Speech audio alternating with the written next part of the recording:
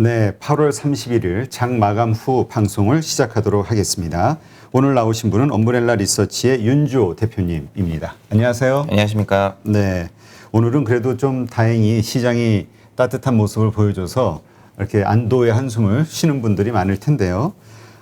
일단 지금 우리가 삼성전자, SK하이닉스 네. 워낙 외국인들이 매도를 하다 보니까 그 시장이 어려워지는 하나의 그 역할을 시작을 한 건데 오늘은 좀 분위기가 좀 다른 것 같아요. 네. 오늘 일단 뭐 장중에 오늘 왜 오르나요? 이런 질문들이 좀 많았거든요. 그래서 네. 저도 뭐 백방을 알아봤는데 일단은 무디스에서 한국 경제 성장률을 3.5%에서 4%를 올린다는 얘기가 좀 있었습니다. 아, 그래요? 그래서 그것 때문에 이제 포트폴리오 조정이 외국인에서 조금 있었던 게 아니냐라고 생각을 해서 뭐 채권 비중을 좀 줄이고 주식 비중을 높이고 뭐 이런, 왜냐면 이제 금리가 올라가면 채권이 안 좋고 이제 경기가 이제 좋아질 때는 사실 주식을 갖고 있는 게 더 좋거든요. 그래서 이제 아마 그것 때문에 오른 게 아닌가라고 생각하는데 뭐 이런 해석들은 과거에 10년 동안 굉장히 많았는데 사실 뭐 연속적일 때도 있었고 연속적이지 않을 때도 있어서 일단은 좀 추이를 지켜보셔야 될 것 같습니다. 네. 아니 근데 참 희한한 게 사실 오전장 제가 이렇게 봤을 때만 해도 삼성전자를 참 많이 매도하고 있었거든요. 네네. 근데 장 마감 후에 보니까 뭐 400만 주 이상 대량 매수를 한 것 같던데. 네네네. 근데 잘못 본 건가 네. 이랬거든요. 제가 볼 때는 그냥 시장을 산 거라고 생각이 좀 들고요. 그래요? 제가 이제 뭐 외국인 안 돌아온다 계속 뭐 상반기 내내 지금 뭐 하반기까지 말씀드리고 있는데 아마 일정 부분 저가 매수세가 들어온 게 아닌가 이렇게 생각을 하고 있습니다. 실제로 외국인이 오늘 처음으로 이제 1.1조 현물로 샀고요. 그다음에 선물로도 한 2천억 정도 샀기 때문에 1.3조 사고 오히려 개인이 많이 팔았습니다. 그래서 어떤 시장의 변곡점으로 볼 수 있는 그런 초입 국면이라고 생각하셔도 될 것 같습니다. 네.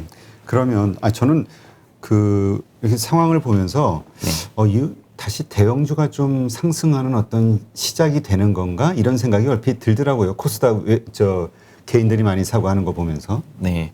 일단은 사실 코스닥은 뭐 바이오 IT 두 개 큰 축이 있는데 제 생각에는 지금 IT보다는 바이오가 훨씬 낫거든요. 왜냐면 연중 내내 좀 안 좋았어요, 섹터가. 그러니까 저도 이제 오늘 어떤 분한테 오전에 이제 전화 한 통화를 받았는데 뭐 그 큰 지점에 있는 PB 분이신데 안 오르는 것 중에 좀 괜찮은 거 없냐 이런 말씀하시는데 다 그래. 네, 뭐 저도 그런 걸 찾고 싶습니다. 그러니까 뭐 찾다 보니까 뭐 뒤에 막 그때 코넥스도 제가 말씀드리고 했던 건데 아마 그런 것 때문에 그런 것 같고요. 제가 볼 때는 일단은 이렇게 저희가 발굴을 많이 하기 때문에 장이 이렇게 2년 동안 좋았는데 안 오르는 주식을 찾기가 정말 흙 속의 진주 찾기 같은 그런 느낌이라서 뭐 그런 부분은 좀 참조를 해주셨으면 합니다. 네. 일단 필라델피아 반도체 지수, TSMC 주가 이런 것들 보면은 최근에 계속 상승세를 보였지만 한국은 계속 힘이 없었단 말이죠. 네네. 왜 이렇게 힘을 못 쓰고 있을까? 물론 오늘은 뭐 3% 가까이 둘 다 쫙 네. 올라줬지만 네네. 이제까지 왜 이렇게 힘을 못 썼을까? 이거에 대해서는 어떻게 보세요?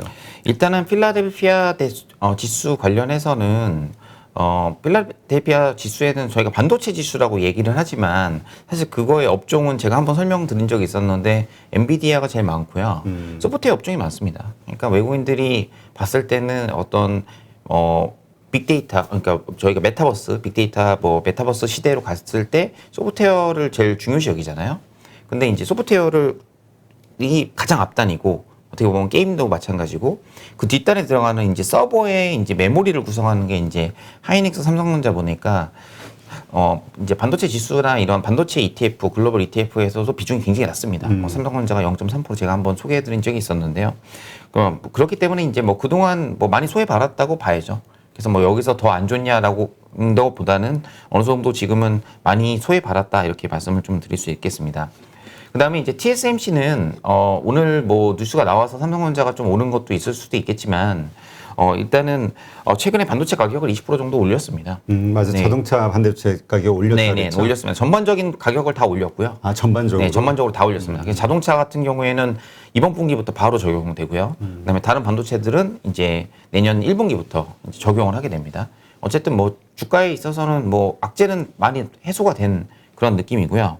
뭐 자세하게 내용을 좀 살펴보면은 뭐 16년도 이하 첨단 공정은 한 20% 정도 올렸기 때문에 그 다음에 이제 조금 비싼 부분 좀 밑에 나노가 좀 떨어질수록 일단 7나노 이내에는 뭐 3에서 10% 정도 올렸으니까 원래 비싸니까 뭐 조금 올린 거겠죠. 그래서 뭐 이런 내용들이 어떻게 보면 주가는 먼저 선 조정되어 있고 그다음에 삼성전자도 수혜를 보는 거 아니냐라는 어떤 저가 매수세가 들어왔을 거라고 저는 생각을 좀 하고 있습니다. 근데 이제 TSMC가 주가가 오른 거는 약간 애플 플레이로 TSMC를 프락시로 많이 하거든요. 네. 예, 그래서 사실 애플이 보면은 이제 9월 중순에 신모델이 나옵니다. 애플 13, 13, 아이폰 13이죠. 아이폰 13이 나오는데 요거 관련돼서 이제 최근에 뉴스가 나온 걸 보면은 이제 AP라든지 이런 어떤 파운드리를 다 이제 TSMC 쪽으로 하겠다라는 얘기를 좀 하고 있어서 뭐 이런 내용이 연동돼서 같이 삼성전자랑 좀 TSMC랑 좀 괴리가 있다라고 보시면 될 것 같아요. 아무래도 그러니까 삼성전자는 비메모리 비중이 아무래도 TSMC보다 훨씬 낮기 때문에 그렇죠. TSMC를 볼 때는 어떻게 보면 메타버스나 이런 어떤 자동차 관련 이쪽으로 많이 외국인들이 본다면 삼성전자는 아무래도 지금 전체 이익에서 메모리가 차지하는 비중이 높기 때문에 메모리 업황에 대한 매도라고 보시면 될 것 같습니다. 뭐 이렇게 얘기가 나온 김에 차트를 한번 제가 준비한 걸 볼까요? 네.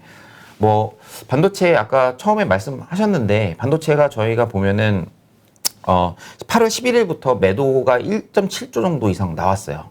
예, 삼성전자 기준으로 그렇게 나왔고 이제 8월 11일에서 16일까지 15조를 팔았습니다. 네. 쭉 팔았죠. 그래서 근데 이제 반도체 매도세가 이제 거의 8월 한 20일 넘어서부터는 사실 매도가 그렇게 많지는 않았어요. 그러니까 이제 센티가 거의 끝난 거죠. 이제 보통은 이제 펀드 매니저 분들 뭐 큰 자금을 운용하시는 분들은 근데 비중 싸움이거든요. 모든 성과의 비중은 저희는 이제 가격으로 얘기를 하잖아요. 삼성전자 그렇죠. 6만 원에 사서 8만 원에 팔았네 이렇게 얘기를 하지만 펀드 매니저들은 비중이 중요합니다. 그래서 내가 메모리 익스포저를 낮춰야겠다는 생각을 분명히 했을 거예요. 왜냐면 윈터 이즈 커밍 이런 게 나왔기 때문에 그래서 포트폴리오 조정을 나오면서 이렇게 기계적으로 팔거든요. 가격을 안 봅니다. 예, 그냥 먼저 파는 사람이 임자예요. 예. 그래서 약간 뭐 이런 비중이 조절된 이후에는 주가가 올라도 다시 안 사는 경우가 좀 많습니다. 왜냐면 얼마 전에 싼 가격에 팔았는데 올라간다고 다시 사는 거는 투자 자신 낮죠. 비싼 가격에 사긴 그렇죠. 네네. 근데 이제 뭐 정확하게 메모리의 센티가 명확한 시그널이 보이려면 주가가 여기보다 더 위에 있을 거잖아요. 뭐 여기서 다시 비중을 채워도 되거든요. 포트폴리오는 이제 여러 가지 대안들이 있기 때문에 아까 말씀드렸던 TSMC 말씀드렸는데 뭐 당연히 뭐 국내 투자자가 TSMC 살래, 삼성전자 살래 하면은 뭐 애플 쪽이랑 연관이 있는 TSMC가 좀 더 좋지 않을까요라고 보시는 것처럼 상대적인 겁니다. 그래서 이제 마지막으로 이제 8월 한 22일부터는 어떤 코스피에서의 반도체가 매도하는 반도체 업종이 매도하는 비중이 굉장히 높아졌었고, 그래서 보면은 외국인 매도도 이제 요 그래프로 보면 조금 좋죠. 삼성전자 하이닉스를 제가 준비를 해봤습니다. 그래서 보면은 뭐 뉴스 나오자마자 사실 리포트 나오기 전날부터 이렇게 빠졌어요, 사실은. 네. 그래서 저희가 이거 무슨 일이냐 했는데 이게 딱 보면 거의 자로 잰 듯하게 팔았거든요. 삼성전자를. 그러니까 뭐 한 개 큰 펀드가 이렇게 팔았을 경우도 없지 않아 있을 가능성이 높고요. 지금은 이제 어떻게 보면 매도세가 작기 때문에 악재는 많이 해소됐다. 그러면 조금만 호재, 뭐 메모리 가격 뭐 조금 올리는 거 아닌가요?라고 하면은 반도체 스팟 가격만 빠지는 것 빼고는 지금 악재가 다 반영된 주가거든요. 그렇기 때문에 좀 받는 가능성이 있다고 생각이 들고요. 그럼 하이닉스는 왜 사냐고 하는데 사실 여기에 외국인이 살 때 외국인이 그 의미 있게 그러니까 파는 걸 이렇게 팔았는데 의미 있으려면 위로 이만큼 뻗어야 되거든요. 그게 아니라 요 정도 들어오는 거는 사실은 프로그램 매매일 수도 있고요. 아니면은 뭐 ETF랑 관련된 수급일 금융투자로 찍혀 있는 어떤 저희 눈에는 기관으로 보이지만 뭐 ETF 수급일 가능성도 있어서 이런 부분은 뭐 그렇게 큰 의미는 없다라고 보시면 될 것 같습니다. 그다음에 제가 방금 설명해드린 TSMC랑 애플 주가를 한번 그려봤거든요. 네. 보시면 주가가 거의 똑같죠. 왜냐하면 애플 물량의 대부분을 TSMC가 파운드리로 많이 생산을 하기 때문입니다. 네. 그래서 요 차트만 보시면은 이제 어느 정도 해결은 나왔다라고 보시면 될 것 같고, 그다음에 이게 외국인 순매수를 이제 하늘색 선을 이렇게 따라 보시면은 뭐 제가 말씀드릴 때마다 매번 레벨 다운 되고 있어서 사실 말씀드리긴 좀 어렵지만 지금 여기서 이만큼 빠진 게 제가 볼 때는 반도체 업종을 판 거라고 전 보여지거든요. 근데 훅 팔았어요. 네. 근데 이제 반도체 업종이 이제 안 팔잖아요. 이제 많이 뭐 어느 정도 비울 사람은 다 팔았다라고 그렇죠. 저는 보고 있어요. 그러면은 이제 이만큼 이렇게 내려간 게 결국엔 시장을 뭐 다른 업종들을 팔았다라고 좀 볼 수 있는데 반도체 업종만 많이 안 판다면 시장에 이제 팔 물량이나 이런 어떤 기울기는 뭐 이 정도까지는 아니더라도 옆으로 이제 눕겠죠. 조금만 외국인이 조금만 사도 지금 오르지 않습니까? 예, 외국인이 며칠만 사줘도 시장이 금방 좋아지면서 뭐 우리 3,500 간에 뭐 4,000 간에 뭐 이런 얘기가 금방 나올 거기 때문에 뭐 저희가 예측할 수는 없지만 뭐 이런 흐름들을 좀 관심 있게 좀 보시면 될 것 같습니다. 아, 근데 개인들의 곧보스 양도 확 줄었죠. 예, 이제는 줄었네요. 네, 곧버스 안 삽니다. 예. 지금 그러니까 저가라고 이제 시장에서 많이 평가를 하는 거군요. 그렇죠. 이게 사실은 곧버스가 원래 이 정도 장 반등이 나오면 벌써 3,200이 왔거든요. 그렇죠. 그럼 곧버스가 항상 올라갔어요. 근데 보시면은 이제 안 사요.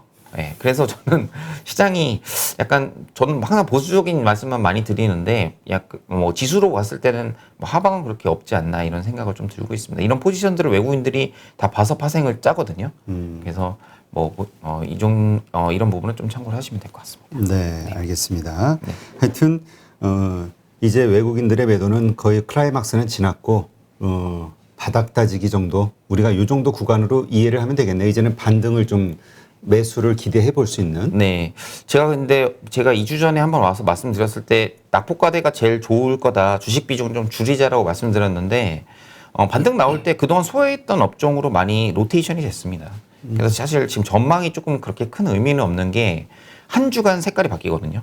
아, 주마다. 네, 주마다 바뀌어요. 지난주는 수소차, 뭐 이번 주는 2차 전지 뭐 이런 식으로 하니까 그냥 빠져 있는 거 사가지고 기다리면 다 먹는데 그거를 못 참네라고 저도 말씀을 드리지만 뭐 제가 볼 때도 굉장히 어려운 시장일 가능성이 높습니다. 네. 예.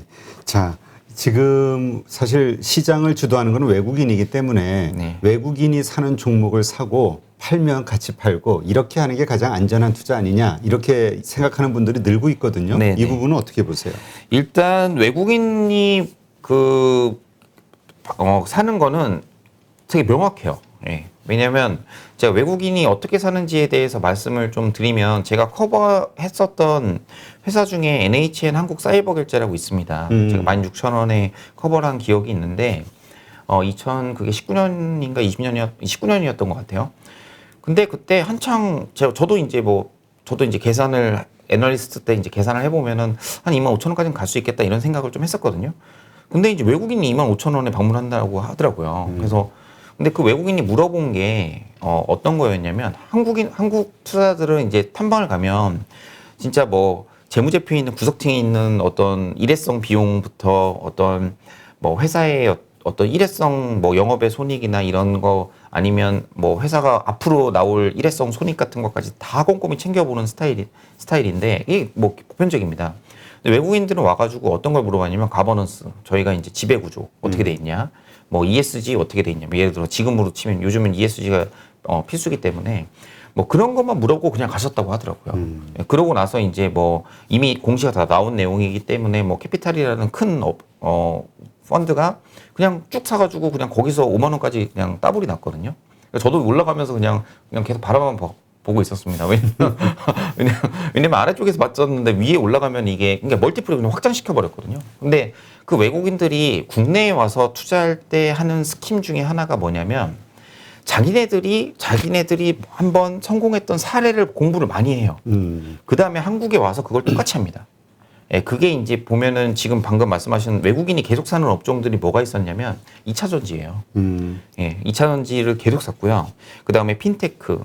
그다음에 피부 미용 의료기기 제가 뭐 여러 번 연초부터 나와서 말씀드려서 이제는 좀 지겨운데 그런 어떤 성장 컨셉의 종목군에서 하기 때문에 저희가 어떻게 보면 공부를 할 때 이쪽에서 하면은 그래도 조금 중간 이상은 가지 않을까. 왜냐하면 기관 투자자는 단기 수익률 싸움을 해야 되기 때문에 어쩔 수 없이 장기 투자보다는 많이 올랐던 주식을 팔면서 이제 빠져 있는 걸 사는 게 훨씬 더 수익률이 좋아지거든요.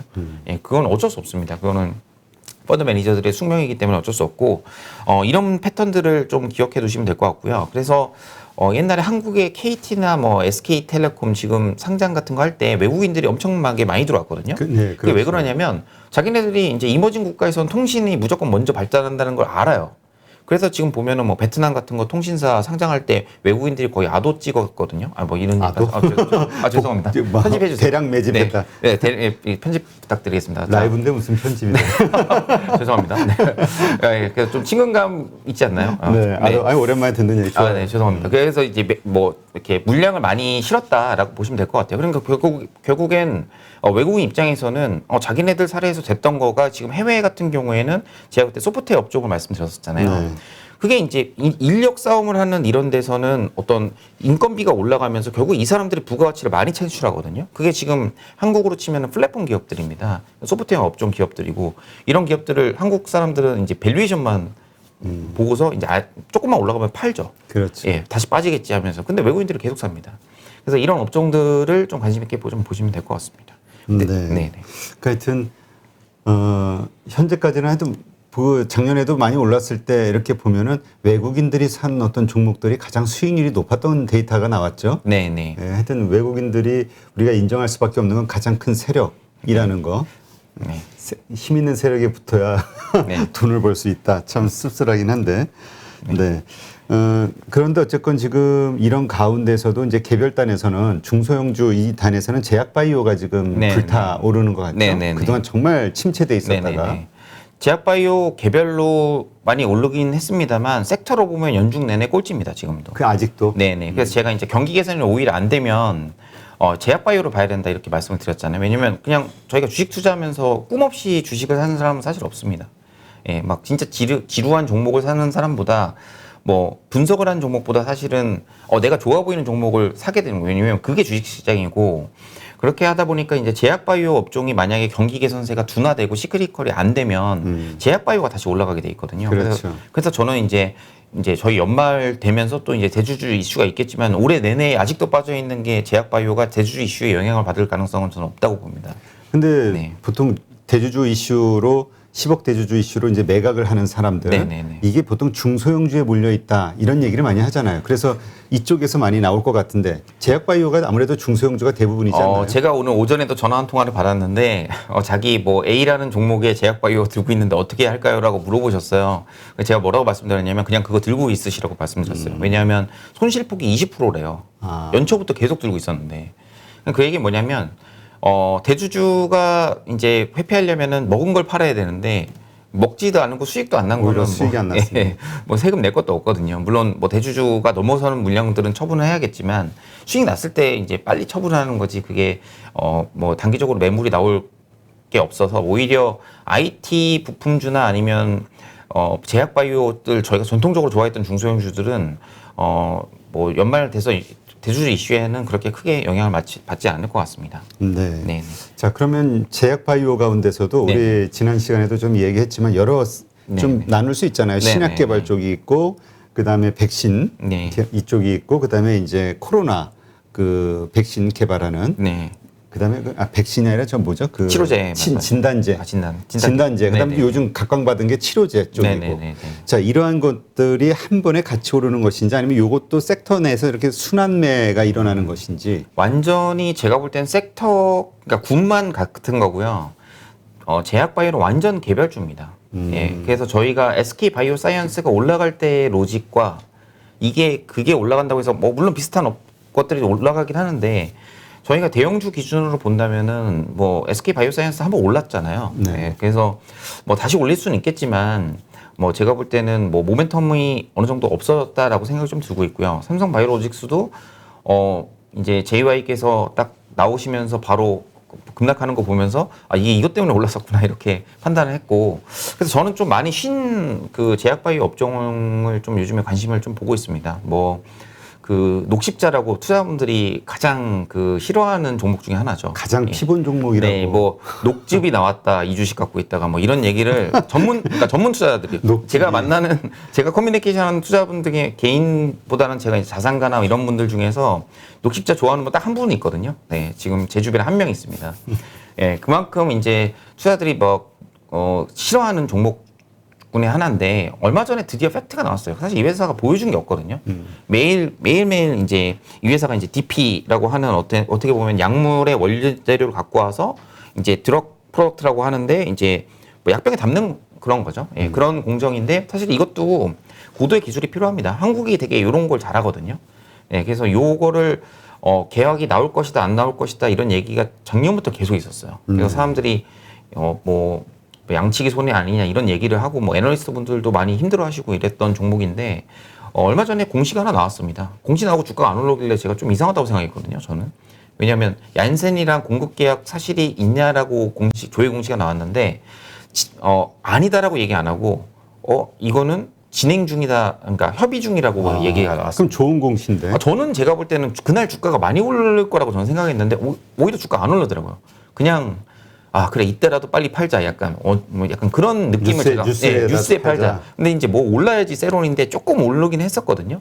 근데 지금 보면은 이제 다시 이제 작년 내내 쉬었던 이런 업종들 중에 어찌됐든 이제 얀센이 들어오면은 한국에 들어오는 것들이 이제 뭐 계속 어차피 뭐 모더나든지 아니면 다른 제약사로 이제 확산이 될 가능성이 높거든요. 그래서 좀 기대감이 많이 없는 이런 녹십자 같은 대형주를 지금쯤 보시는 거는 어떨까? 지금 최근에 많이 올랐습니다. 대형주. 네, 최근 올랐습니다. 왜냐하면 제가 제약바이오의 스몰캡을 잘 못 봅니다. 제가 그래서 제약바이오는 정말 어려워. 네, 그래서 제가 제약바이오는 이게 기술로 하는 것도 아닌 것 같고요. 예, 이게 뭐 탐방 가도 잘 모르겠더라고요. 예, 그래서 뭐 솔직하게 말씀드리는 겁니다. 네. 하여튼 그 녹십자 같은 정도. 예. 이런 어떤 규모의 대형주들에 좀 관심을 가져보자. 그렇죠. 그러니까 사실 셀트리온이라든가 아주 큰 주식들은 요즘 최근 많이 올랐잖아요. 뭐 셀트리온도 그렇게 많이 오른 거 아닙니다. 연초 대비. 그래도 올랐죠. 예. 그러니까 어쨌든 그 아랫단의 대형주들, 그 대형주들에 한번 관심을 가져보자. 모멘텀이 있는. 네, 알겠습니다. 요즘 우리 윤주호 대표가 운영하는 그 엄브렐라 리서치, 저도 이제 앱을 하나 다운받아서 있는데 여기서 이제 계속 정보를 보내주잖아요. 그 시장의 동향이라든가 뭐 이런저런 것들, 투자 정보를 보내주는데 요즘 그 사모펀드들이 폴더블 폰, 그다음에 수소 관련주를 많이 사고 있다. 이런 자료를 요즘 계속 보내주고 있더라고요. 이게 뭘 의미하는 건가요? 일단은 폴더블과 수소는 제가 자료를 한번 썼던 그 업종이어서 좋아하긴 하는데 사실은 스터디는 좀 많이 했거든요. 근데 사실 마이너한 업종입니다. 생각을 잘 해보시면은 일단 왜 이걸 말씀드리냐면 이게 장이 안 좋을 때 지지부진할 때 이제 올라오는 업종들이거든요. 왜냐면 2차 전지하면은 벌써 뭐 LG와 SDI만 하더라도 전체 시가총액의 비중이 꽤 되지 않습니까? 그렇죠. 네. 근데 수소랑 이런 거 다 합쳐봐도 물론 그때보다 제가 처음 봤을 때보다는 시가총액이 많이 올라왔지만 전체 시가총액으로 합쳐보면은 아마 2, 3%도 안 될 거예요. 그래서 이제 폴더블은 더 작습니다. 1%도 안 될 거고 종목이 한정돼 있고 제가 이제 나와서 연초부터 계속 말씀드렸는데 이제 오른 거거든요. 그래서 이제 이 업종들에 대해서 조금 말씀을 좀 드려보면은 일단 뭐 폴더블 같은 경우에는 이제 그러니까 한국에서 먼저 출시를 했는데 선 오더가 한 90만 대가 이제 됐다라는 뉴스 때문에 이제 먼저 한번 올랐다가 이제 중국에서 100만 대 얘기가 나오면서 다시 이제 이제 많이 올라가는 관심도가 올라가는 그런 모습인데 일단은 한국에서 이제 한국을 포함한 어떤 글로벌로 봤을 때 폴더블 폰의 시장은 올해 한 600만 대에서 900만 대까지 이제 조금 삼성전자가 내부적으로 목표치를 했는데 이제 그거에 비해서 이제 90만 대다 아니면 100만 대다 하면 벌써 그거 두 개만 해도 190만 대지 않습니까? 그러니까 이제 벌써 출시하자마자 바로 3분의 1 팔리면은 이거 800만 대가 아니라 900만 대가 아니라 1000만 대 넘을 수 있는 거 아니야? 라고 해서 근데 1000만 대라고 뉴스가 나왔죠. 1000만 대 할 것 같습니다. 기대감이 벌써 이제 선 반영이 이미 됐다라고 저는 좀 보고 있고요. 그때 제가 연초부터 나와서 말씀드렸던 종목군이 폴더블이 이제 다양한 종목들이 있지만 딱 두 개만 보면 된다라고 말씀드렸는데 기억을 대표님이 하실지 모르겠지만 파인테크닉스 그다음에 KH바텍 두 개를 말씀드렸거든요. 파인테크닉스, KH바텍 기억나요? 그게 이제 바텀업으로 이 회사는 매출액이 그래도 1년에 1000억 이상 찍히는 회사들입니다. 그렇기 때문에 이 두 개가 메인이라고 말씀드렸고 지금은 이 두 개가 많이 올랐어요. 그래서 여기서 더 사는 거는 이제 어떻게 베팅을 하셔야 되냐면 내년도에 폴더블 시장이 보통 1,500만 대라고 예상을 했거든요. 뭐 올해 800에서 1,000만 대로 이제 가이던스가 올라왔습니다. 그럼 내년도가 1,500만 대가 아니고 내년도 2,000만 대 얘기가 나와야 주가가 더 오를 수 있는 거예요. 그렇죠.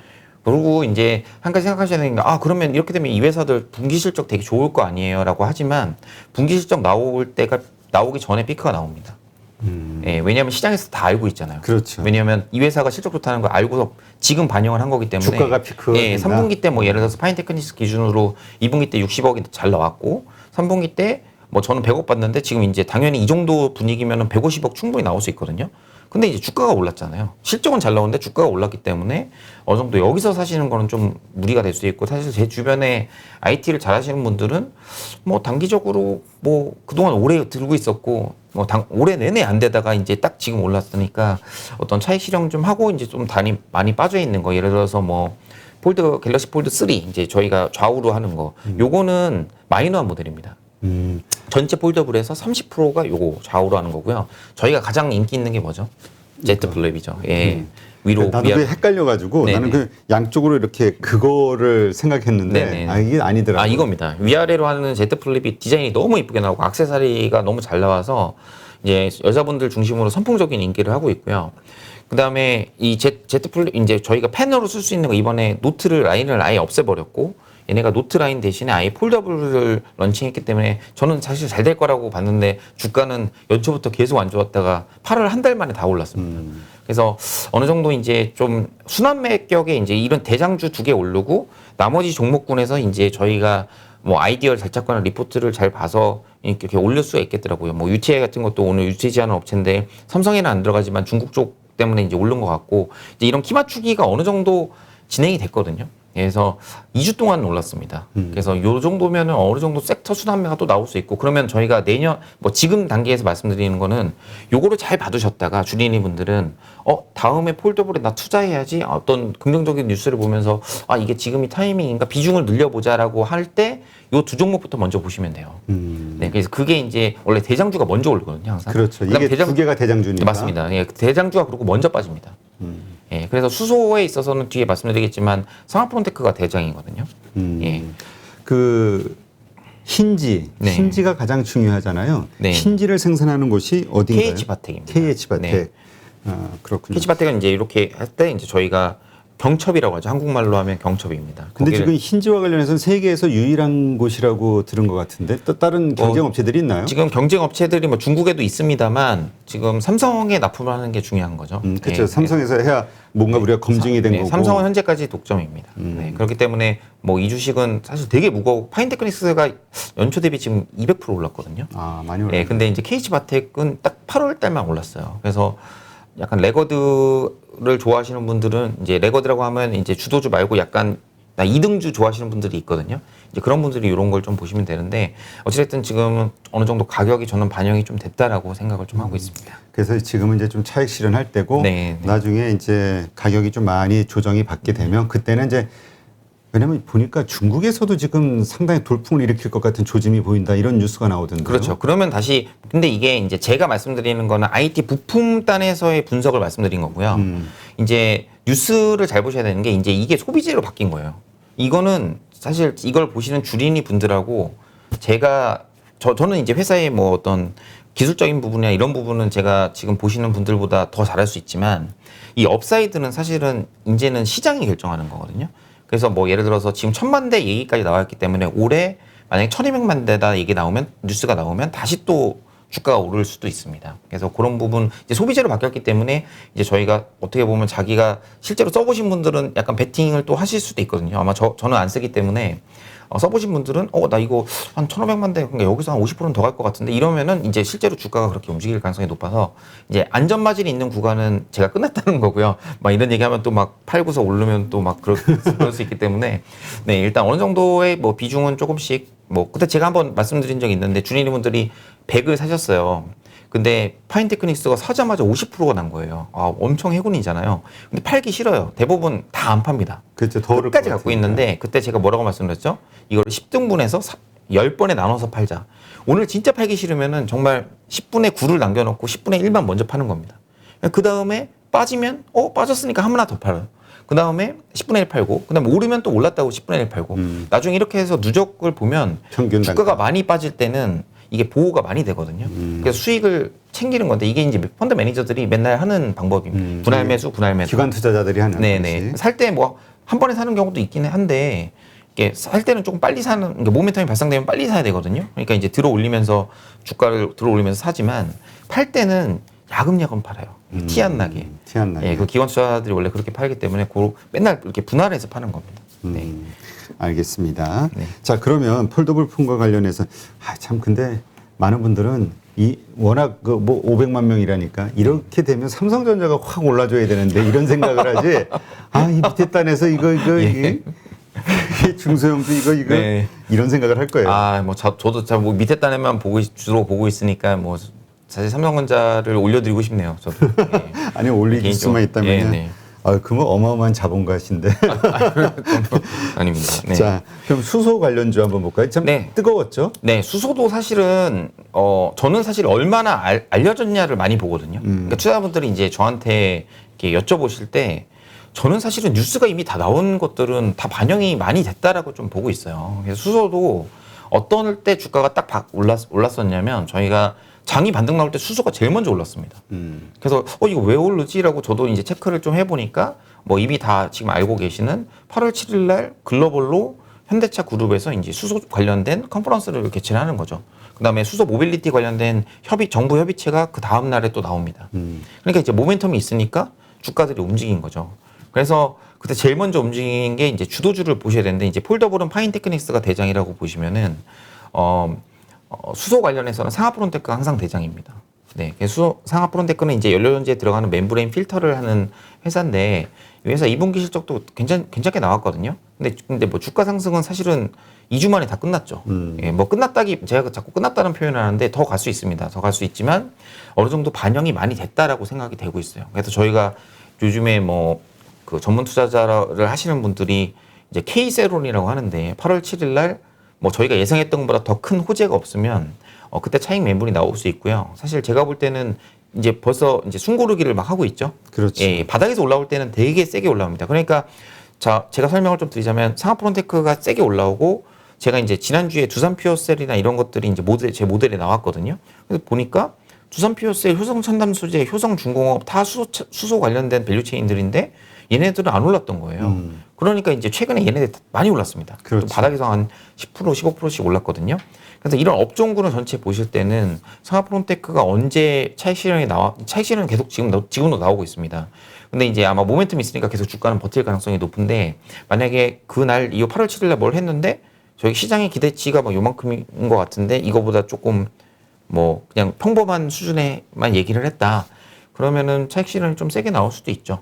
예. 그래서 이런 부분을 좀 참고를 하시면 될 것 같습니다. 네. 근데 수소 관련 테마가 네. 그러니까 정확하게 시장에도 이거 약간 의견이 다르는 게 수소 에너지 쪽에 초점을 맞추자 하는 얘기가 있고 수소차에 초점을 좀 맞춰보자.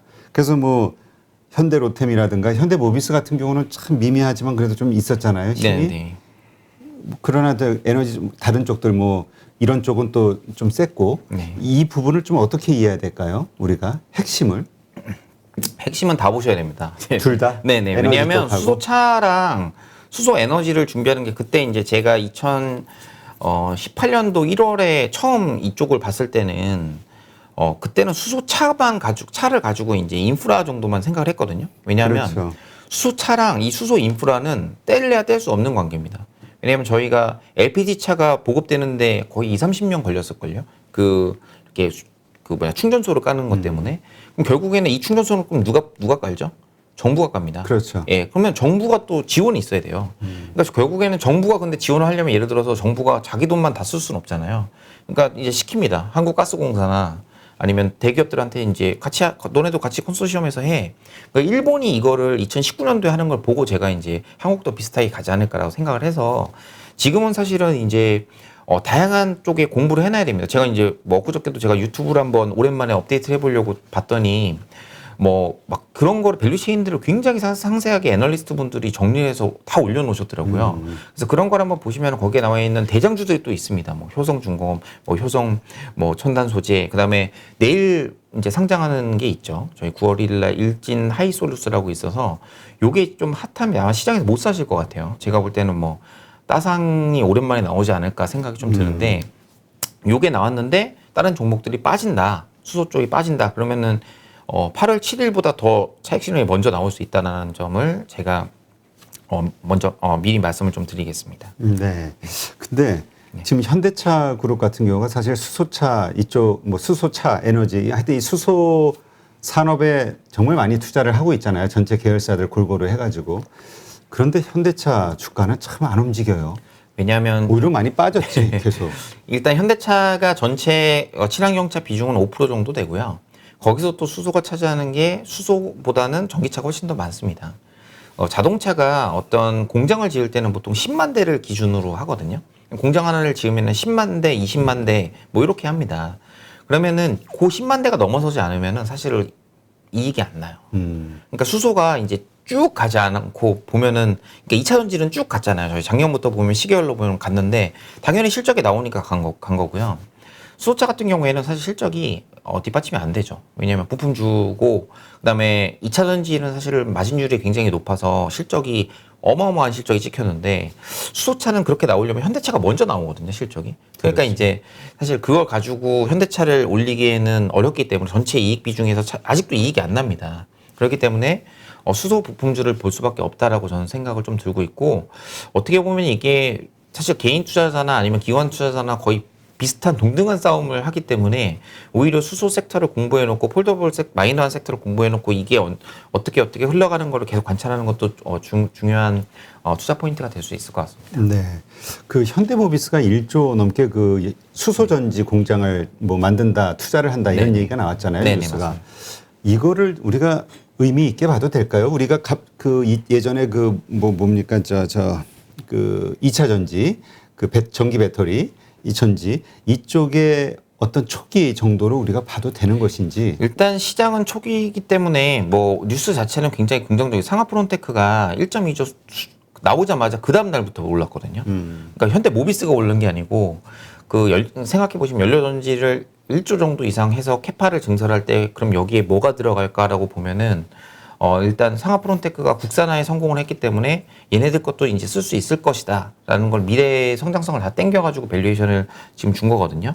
그래서 저는 뭐 수소 관련해서는 계속 좀 투자분들이 한 번만 공부해 놓으시면은 계속 볼 수 있지 않을까. 옛날에도 2차 전지가 이랬었습니다. 2차 전지는 적자가 크게 났어요 또.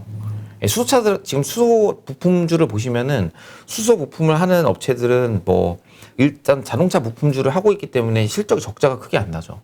2차 전지는 적자가 크게 나서 사람들이 엄청 뭐라고 했었죠. 이거 또 충전소 전기차 충전소 안 되니까 안 돼 막 이런 식으로 하다가 어느 순간 말씀하신 대로 대기업이 캐파를 투자하고 이렇게 좀 시간이 지나다 보니까 어느 순간 이렇게 인프라도 깔려 있고 이제 시장이 열렸던 거거든요. 그래서 말씀하신 대로 뭐 지금 제가 처음 시장에서 수소라는 얘기가 나온 게 여의도에서 18년도 초로 제가 생각을 하고 있는데 보통은 이제 인프라를 까는데 뭐 기본적인 인프라를 까는 데만 10년 정도 걸립니다. 그러면은 수소충전소가 저희 국회에도 생기고 이제 했으니까 보통 뭐 지금 18년도부터 봤다면 이제 3년 된 거거든요. 전기차도 생각해 보시면은 제가 2015, 16년도에 전기차를 너무 좋아했어요. 그 밸류체인을. 근데 15, 16년에 아시겠지만 보시면은 주가가 하나도 안 됐습니다. 네. 그때 왜 안 됐을까 제가 고민을 해보니까 결국에는 초입 국면에 시장이 열리는 건 맞지만 결국엔 인내의 시간을 그러니까 주가가 이렇게 왔다 갔다 하다가 결국 레벨업한 게 18년도부터 이렇게 레벨업이 됐거든요. 그래서 수소도 그렇게 같은 호라이즌을 놓고 좀 도입을 해보면은 뭐 최소한 5년 정도는 여기서 좀 바닥을 계속 이게 그러니까 정부나 아니면 대기업이 투자를 계속 해야 되지 않나라고 그래야 이제 실적이 의미 있게 찍히지 않을까 이렇게 생각을 좀 하고 있습니다.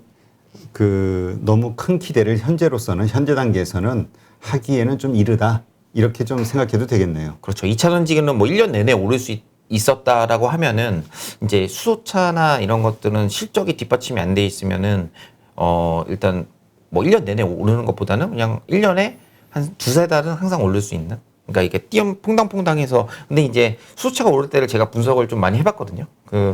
보니까 2020년도 1월 달에 엄청 올랐어요. 근데 그때 뭐가 있었냐면 그때가 수소 컨소시엄을 정부가 만들었습니다. 요번 몇 달 전에도 만들었잖아요. 네, 계속 만드는데 그때는 이제 처음으로 야, 다 대기업까지 중소기업까지 다 한번 모여봐. 이거를 처음 했을 때 그 정책 모멘텀이 크거든요.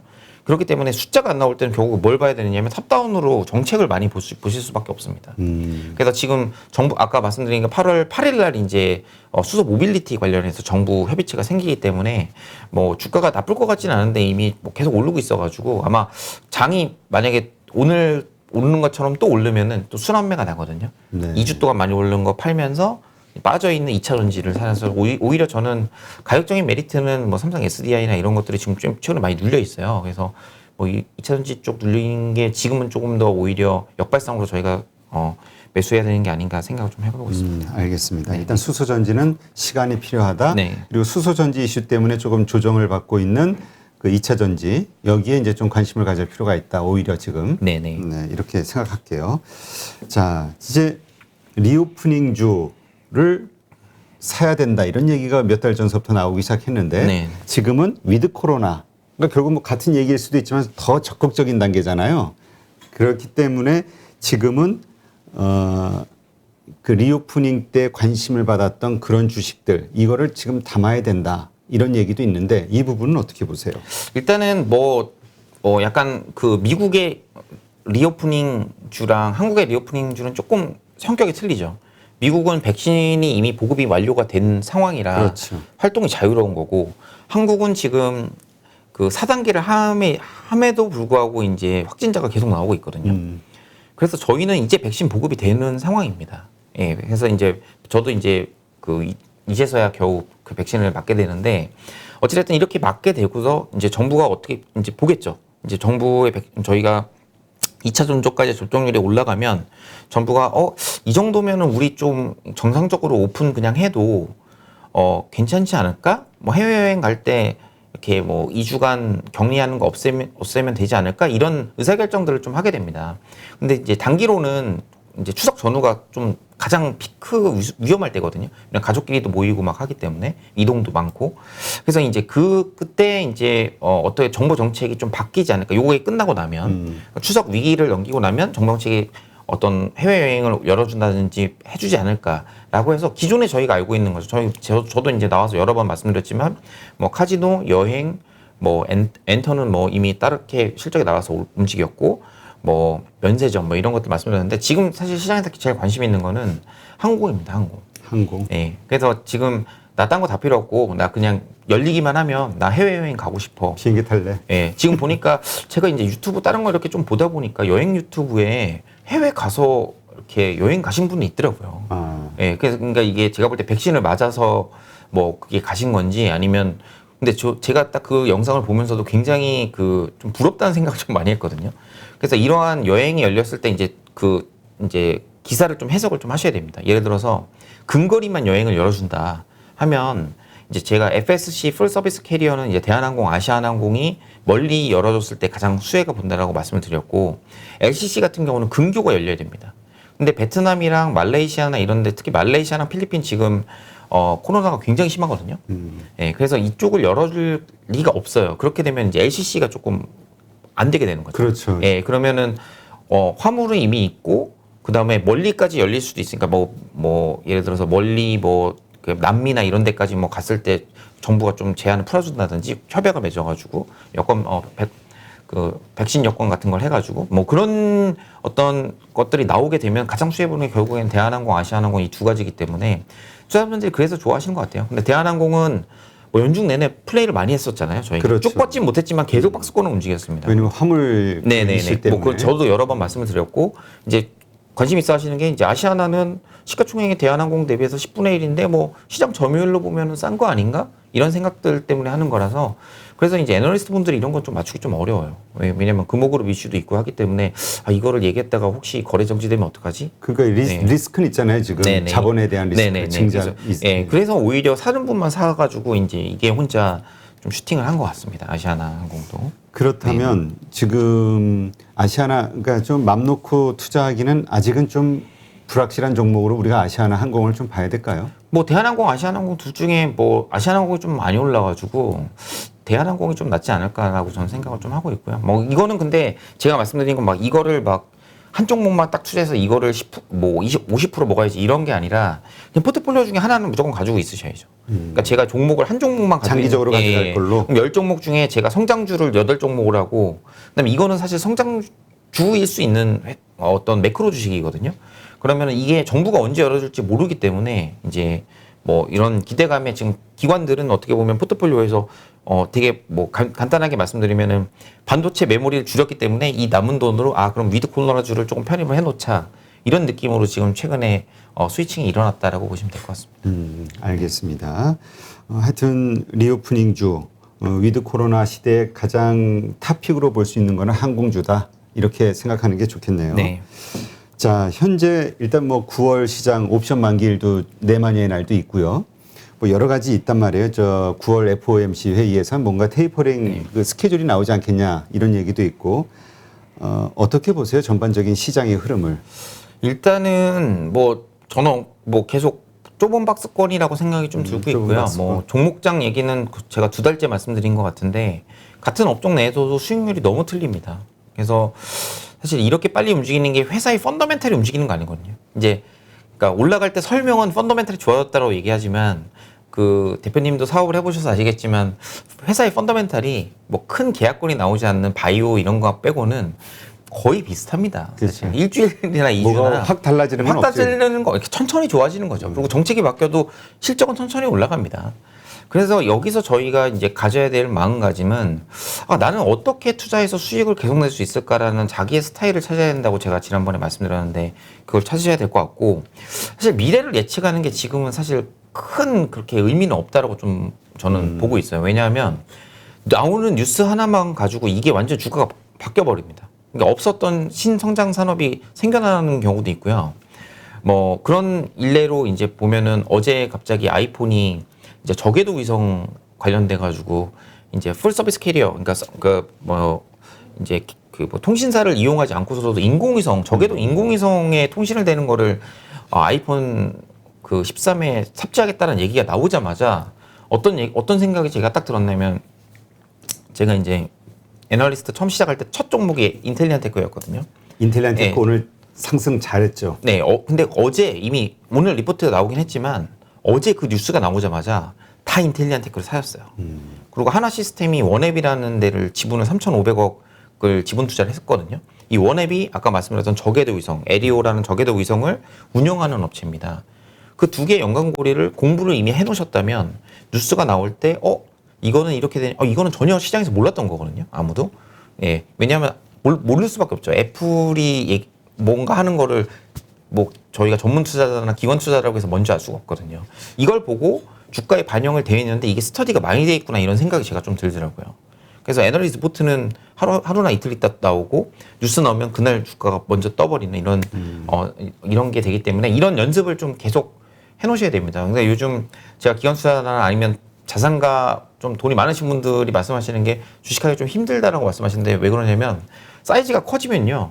이거는 올라오는데 맨날 따라잡을 수가 없거든요. 그렇죠. 결국엔 큰 흐름에 그러니까 지금 그냥 제가 볼 때는 그냥 2차전지 빠져 있으면 2차전지도 리스크는 좀 있습니다. 왜냐하면 2년 내내 오른 섹터가 한 번도 없었어요. 그렇죠.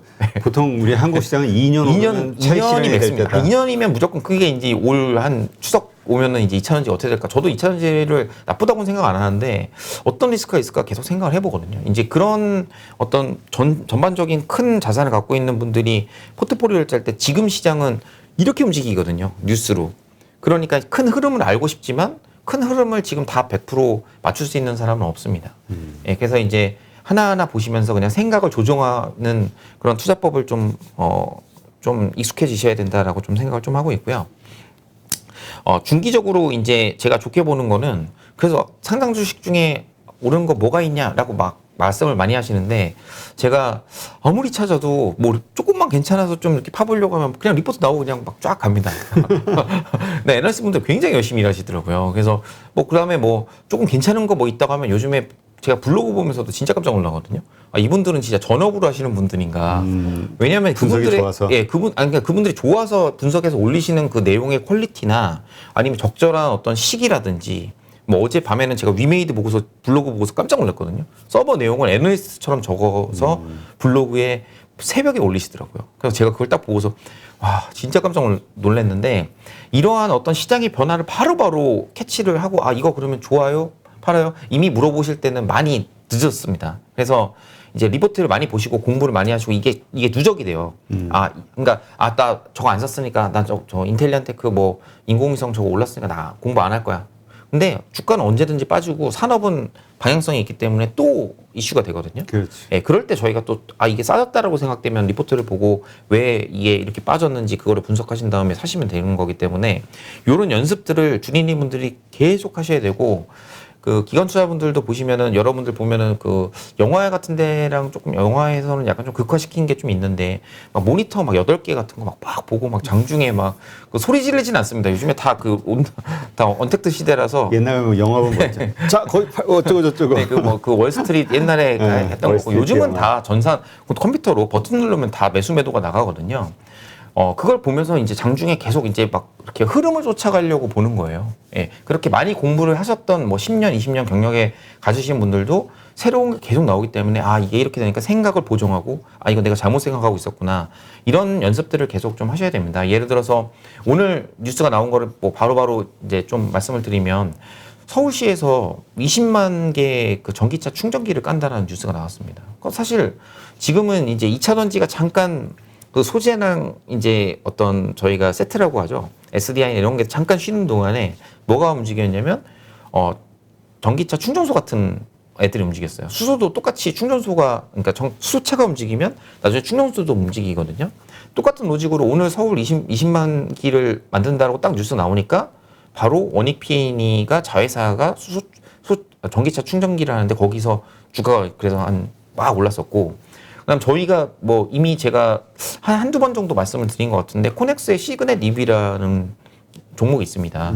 SK가 지분 인수한 거 지분 투자한 거 다 알고 있거든요. 근데 이 업종을 공부를 조금 해보신 분들하고 얘기를 좀 해보니까 이분들이 뭐라고 얘기하냐면 이거 운영하고 뭐 하는데 돈이 되게 많이 들어간다. 그러니까 대기업이 포트폴리오를 하나로 가져가는 게 제일 유리하다라는 얘기를 했어요. 그래서 시그넷 EV를 제가 사실은 회사가 바뀌기 전에 제가 미팅을 해서 되게 오래전에 한 5, 6년 전에 만났었거든요. 그때는 정말 아무것도 없었고 지금은 이제 대기업이 어떤 전략으로 이제 보통 대기업이 인수를 하면은 인수한 어떤 프리미엄을 저희가 주면서 이렇게 갑니다. 주가가 갔다가 잠깐 시그넷 EV 하면 사람들이 이제 뭐지? 이제 시그넷 EV 그런 게 있었어? 약간 두세 달 지나면 다 잊어버려요. 한국 사람들은. 그럼 이제 다시 내려오면은 어차피 산업의 방향성이 있다고 하면 이 중간에서 소외됐을 때 근데 서울시가 20만 기를 만든다는 걸 보면은 지금 방향성은 어떤 캐펙스 투자를 전기차 충전기를 계속 늘리겠다는 거거든요. 얼마 전에 또 뉴스 보면은 아파트에 뭐 2% 정도인 전기차 충전 그 어떤 면적을 5%까지 무조건 강제시키겠다 이런 얘기를 하니까 이쪽에 센티멘트가 좋아질 수밖에 없는 겁니다. 그러면 이런 업체들은 멀티플이 20배냐 30배냐가 아니고 그냥 사람들이 방향성에 투자하는 거예요. 외국인들이 이런 걸 좀 언제 얼마나 오를지 모르는 거죠. 네, 그냥 예, 외국인들이 그냥 사가지고 들고 오르는 방향에 들고 있는 겁니다. 어차피 올해보다 내년이 당연히 좋겠지. 대신 이제 저희가 공부를 하는 이유는 회사마다 좀 리스크가 다 있어요. 그렇죠. 실적이 안 좋았을 때 왜 안 좋았지? 이게 일회성인지 구조적인지 그거를 판단하려고 이제 애널리스트 리포트를 읽는 거거든요. 이제 이런 거를 참고하시면 좀 될 것 같습니다. 네, 알겠습니다. 자, 이렇게 전반적인 우리가 생각해 볼 수 있는 여지 이런 팁들을 쭉 주셨는데 이 가운데서 우리가 좀 주도적인 섹터로 부각될 만한 이걸 하나 좀 찝어 주신다고 하면 어디가 될까요? 일단은 저는 아까 말씀드렸던 전기차 충전 관련된 어떤 시그넷 EV 코넥스 있는 근데 요즘에 제가 오늘 아침에도 제가 오늘따라 전화가 좀 많이 왔었는데요. 제가 PB분들하고 얘기를 좀 해보니까 PB분들이 코스닥의 상장이 너무 다 올라 있어서 그리고 아이디어가 다 이미 반영이 된 것 같아서 다른 걸 좀 찾고 싶다라고 하는데 제가 코넥스를 말씀드리니까 코넥스는 거래가 안 되잖아요. 막 이렇게 말씀하시거든요. 요즘에 거래 엄청 잘 됩니다. 그래요? 예. 제가 코넥스를 처음 봤을 때는 제가 16년도부터 애널리스트인데 그때 코넥스 의무 발간 보고서를 애널리스트를 어쩔 수 없이 써야 되거든요. 회사는 좋은데 살 수가 없어요. 거래가 없어서. 하루에 거래가 5천만 원도 안 됩니다. 근데 지금 코넥스를 보시면 근데 제가 사실은 코넥스 기업들을 좀 많이 찾으려고 노력하고 있어요. 뭐 그때 제가 한번 미용기기 하면서 말씀드리는 거 기억하실지 모르겠지만 원택이라고 네, 제가 방송 언제나 한 두 달 전인가 그때 제이시스 메디칼 클래시스 하면서 원택 코넥스에 있습니다 했는데 제이시스 메디칼하고 클래시스는 제가 말씀드린 대로 2분기 실적 나오고 이제 좀 쉬는 구간이거든요. 상반기 때 너무 달렸잖아요. 이제 쉬는 구간이고 이제 코넥스에 있는 원택이나 이런 것들은 이제 IPO가 정해져 있어서 IPO 모멘텀도 또 있거든요. 그러니까 이런 업체들이 코넥스 같은 경우가 저도 되게 좋다고 생각해서 요즘에 저도 꼼꼼하게 좀 보고 있습니다. 그래서 어떤 분들이 뭐 거래가 안 돼서 나 하루에 뭐 예를 들어서 자산가분들은 뭐 보통 사실 때 뭐 3천만 원에서 뭐 1억 정도 사시는데 이거 뭐 거래가 안 되는 거 아니야 하는데 뭐 거래 다 됩니다. 예. 하루에도 몇 억이라도 사실 수 있고요. 예, 코넥스 뭐 거래 상위 종목을 보시면 막 뭐 몇십억씩 되는 경우도 굉장히 많습니다. 그래서 뭐 이런 쪽에서 그러니까 저희가 상장 주식에서 성공했던 스킴이 코넥스에도 그대로 이어진다라는 부분에 있어서는 저희가 뭐 피부 미용이라든지 아니면 전기차 충전이라든지 이런 쪽은 성장주로서 계속 저희가 관찰을 해야 된다. 이렇게 말씀드리겠습니다. 네, 알겠습니다.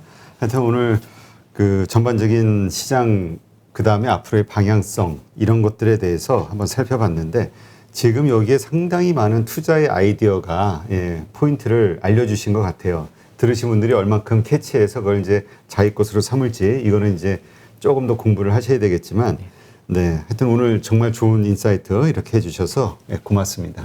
네. 이제까지 엄브렐라 리서치의 윤주호 대표와 함께했습니다. 수고했습니다. 감사합니다.